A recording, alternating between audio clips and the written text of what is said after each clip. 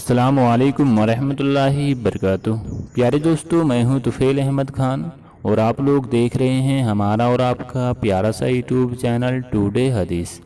प्यारे दोस्तों, आज की इस वीडियो में हम आपको एक ऐसा वाक़या बताने वाले हैं जिसमें एक लड़के को इमाम साहब की बीवी से प्यार हो गया। उसके बाद जो हुआ वो आपको हैरान कर देगा। तो प्यारे दोस्तों, वीडियो शुरू करने से पहले हमारी आप लोगों से एक अदबन गुजारिश है कि अगर आप हमारे यूट्यूब चैनल पर पहली बार विजिट कर रहे हैं तो आप हमारे यूट्यूब चैनल टुडे हदीस को अभी इसी वक्त सब्सक्राइब कर ले ताकि हमारी आने वाली वीडियोस की अपडेट लगातार आपको मिलती रहे। प्यारे दोस्तों, एक मर्तबा एक लड़के को एक लड़की से मोहब्बत हो गई, प्यार हो गया, इश्क हो गया। उसने अपने दोस्त से कहा कि मुझे मस्जिद के इमाम साहब की बीवी से प्यार हो गया है, मोहब्बत हो गई है, क्या तू मेरी मदद करेगा? फिर वो दोस्त ने कहा क्या मदद करूं मेरे भाई?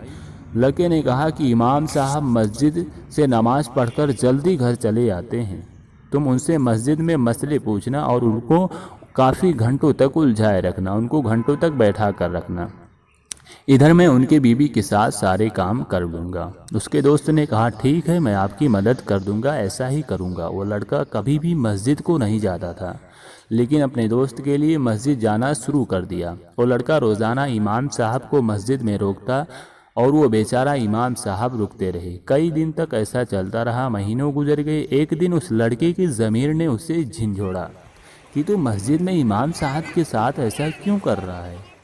तो वो दौड़कर इमाम साहब के पास गया और कहा हज़रत मुझे माफ़ कर दीजिए। इमाम साहब ने कहा क्यों भाई, क्या हुआ? लड़के ने कहा मौलाना साहब, दरअसल मुझे आपसे मसले नहीं पूछना होता था बल्कि मैं अपने दोस्त की मदद कर रहा था। मेरा दोस्त और आपकी बीवी दोनों मोहब्बत करते हैं, आप जल्दी घर चले जाते थे इसलिए उसे मौका नहीं मिलता था कि तुम कुछ कर सको, वो लड़का तुम्हारी बीवी के साथ कुछ कर सके, इसलिए मैं आपको मस्जिद में रोक कर रखता था।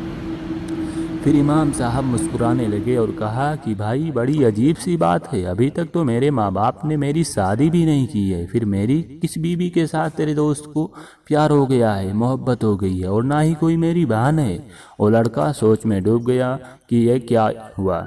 याद रखो, अल्लाह तबारक व तआला ने खुद इरशाद फरमाया है, हमने नेकों के लिए खुद इंतकाफ फरमाया है। वो सोचने लगा कि जब इमाम साहब की शादी ही नहीं हुई है तो मेरा दोस्त किसके पास जाता था। जब सब रिसर्च किया, खोज किया, खबर निकली तो पता चला कि वो इमाम साहब की बीवी से नहीं बल्कि वो अपने दोस्त के घर जाकर, जो मस्जिद में इमाम साहब को उलझाए रखता था, उसके घर जाकर उसके बीवी के साथ जिनाकारी करता था, बदकारी करता था।